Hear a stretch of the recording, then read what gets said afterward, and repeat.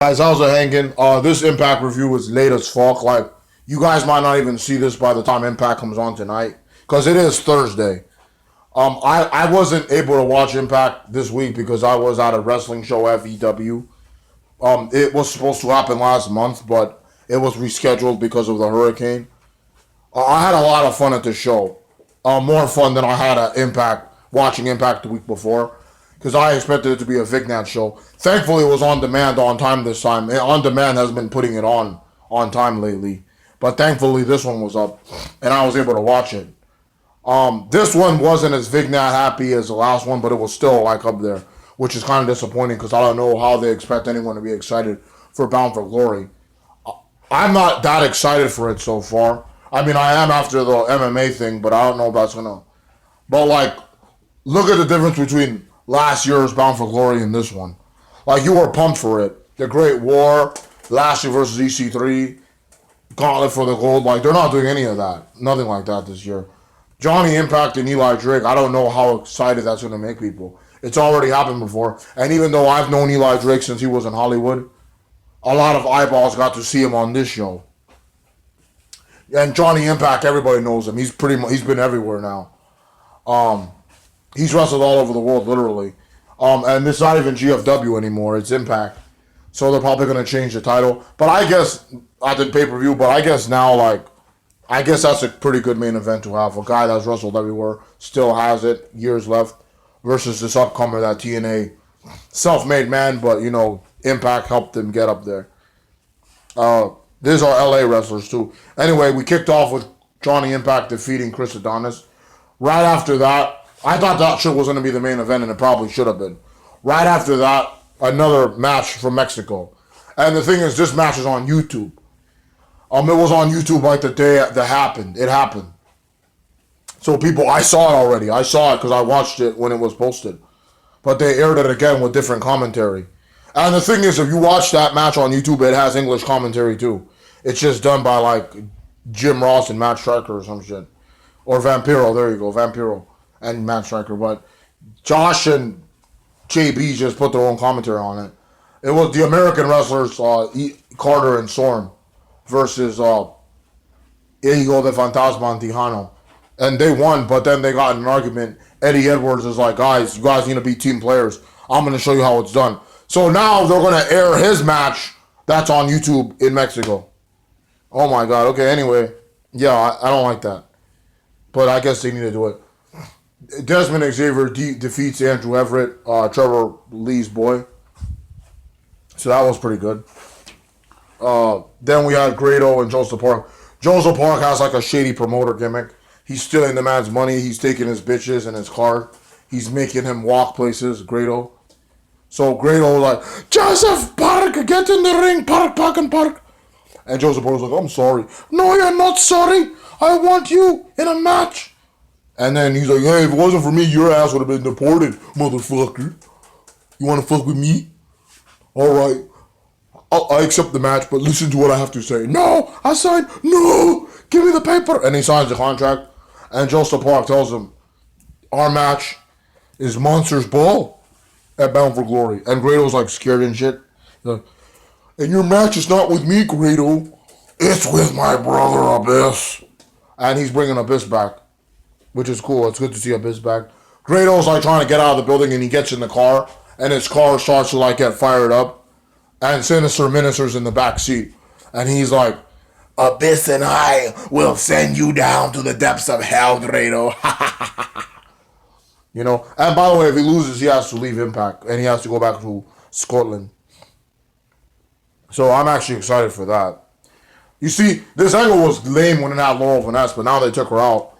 There was no point in bringing her in, but they took her out, and now they're doing something better. So yeah, it's like a whole new writer got it. OVE had a match in Mexico where they defended the tag titles, which I don't know why, because they already made their Bound for Glory match official, but they retained the titles. I don't know if it was, I don't remember if it was a one team or multiple teams, but OVE retained their titles. This was probably pre-taped too. And then we had American Top Team going in Jim Cornette's office and trying to argue with him and Scott D'Amore and shit. Made me mad because I didn't think we'd see these guys again, but of course, They're mad because Stephon Bonner and Moose destroyed their shit. So they're pissed off and shit. Dan Lambert's bringing them all to the ring. And then he comes to the ring. I'm a real wrestling fan, unlike you guys that like fake ass wrestling. I have Jeff Jarrett's belt. It's mine. Look what else I got. I got Ric Flair's belt. I got Road Warrior Hawkins' belt because it has a rip or whatever. He's talking shit. And he's like, at Bound for Glory, we want to fight. Stephon Bonner and Moose will take on Lashley and King Mo. And they're not there, by the way. Just the white guys from American Top Team. I thought Dan Lambert was like an MMA fighter in his past, but he's actually like a hotel executive who helped found the company. But anyway, Bonner and Moose come out and like try to mock them with they got all their stuff, and then Lashley comes out without King Mo and just beats the shit out of them. And then like all these MMA guys try using like spears on Lashley and Bonner, and then fucking Dan Lambert's like taking the mic like, "Come on, wrestling fans, cheer, boo!" But he's terrible. Like, why are you presenting these people that can't work on the mic or in the ring? Moose and Mo and Lashley are fine. Sign them. They're fine. They're wrestlers, both of them. They're MMA fighters and wrestlers. But get the other guys out because there's like 10 people in that group. It looks stupid. OVE wanted to work with Conan, and then the whole Crash locker room from Conan's promotion like comes out in Mexico, and they beat the shit out of OVE. Just beat the shit out of them, which I don't mind seeing, to be honest. I like LAX. They were actually at that show that we were at, and they rocked the house. That's what they did. Ortiz and Santana. The main event was Taya and Rosemary. Why? Taya won. And then, like, when she leaves, Rosemary's like, "Taya, we want to spill your blood at Bound for Glory." And then Taya's, like, running away, and you see, like, her butt spilling out and running away. Then Rosemary's like, "Bloody Mary, Bloody Mary, Bloody Mary." And then that was the end of the show. Man. Oh, God. And Impact's tonight, bro. Like, bro, Bound for Glory is supposed to be like you're excited, you're thrilled. I don't know. Like, I'm just not feeling it this year, bro. I don't know. They might prove me wrong. They always deliver on their pay-per-views. So they might prove me wrong. I was more excited for Slammiversary, but this card looks good. I'm just like, the way they're building it, like, it's not really the best. And Taryn Terrell's gone, by the way. That's what I was going to talk about. She's gone. So Taya and Rosemary aren't in the match. But just replace her with Ava Story, please, please. But what the fuck was the point of coming back, like Taryn Terrell? You've been back literally like a month. I think you came back like around the time we had the hurricane. Did God tell you to leave, or did you get pregnant again? I love me some Taryn Terrell, and even though Sienna and Ava Story are my favorite knockouts, Taryn was my favorite of all time. But why the fuck is the reason of coming back if you're just gonna fucking leave? She literally backed out of all her indie dates, and I was just like, meh. Laurel Vanessa's done it before, so, you know, it's fine. And then I find out she parts ways with Impact Wrestling. Was she a Jeff Jarrett girl? Is that why? Because he's gone too. So I'm guessing Karen's going to follow suit. This company, bro.